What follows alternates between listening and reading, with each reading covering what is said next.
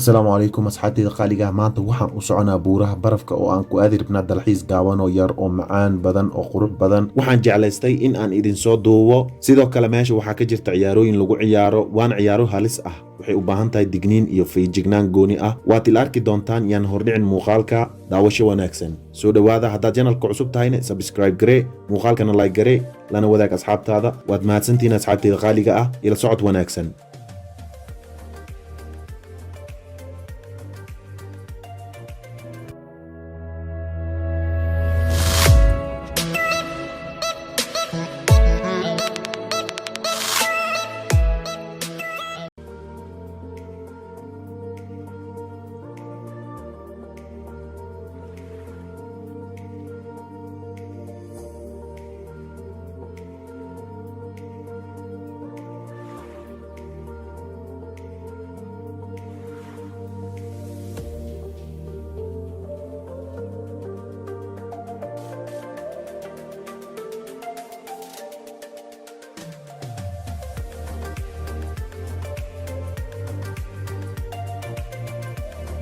asxaabtayda qaaliga ah, waxaan u soconaa waa halkaas. inaad aragtaan ayaan filaa. dad ayaa iga sii horeeya oo iyagana dalxiisayaal kale ah. meelaha ciyaaraha lagu ciyaaran waa ilaa iyo dhinacaas, laakiin ka soko waxaa ku yaala godad aad u halis ah oo qofka uu ku dhimo karo.